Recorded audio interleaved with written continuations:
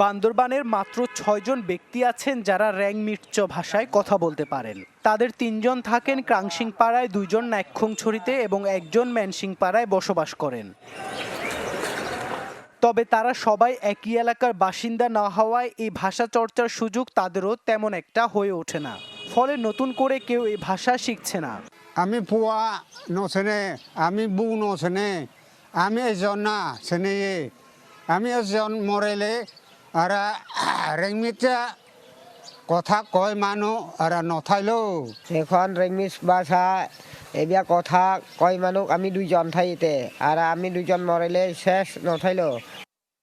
স্থানীয় বাসিন্দা এবং জনপ্রতিনিধিরা বলছেন সরকারি ও বেসরকারি উদ্যোগ গ্রহণ করে এখনই এই ভাষার সংরক্ষণ করতে হবে, নয়তো পরবর্তী প্রজন্ম থেকে হারিয়ে যাবে ভাষাটি।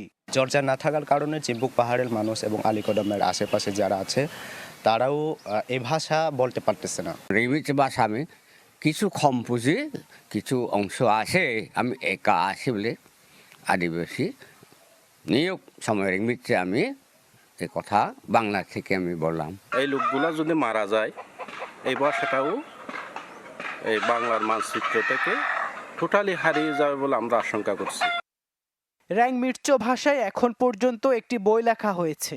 লেখকের দাবি 10 বছরের চেষ্টায় শব্দ সংগ্রহ করে বইটি লেখা হয়েছে। বাংলা ভাষার সাথে যারা অন্যান্য ছোট ছোট জাতি গোষ্ঠীর ভাষা আছে তারাও যাতে হারিয়ে না যায়, কারণ এই ভাষা হারিয়ে গেলে কিন্তু আর খুঁজে পাওয়া যাবে না। 2009 সাল থেকে অনেক খোঁজাখুঁজির পর 32 জনকে পাওয়া যায় যারা র্যাং-মির্চ ভাষায় কথা বলতে পারতেন। তাদের মধ্যে এখন জীবিত মাত্র 6 জন।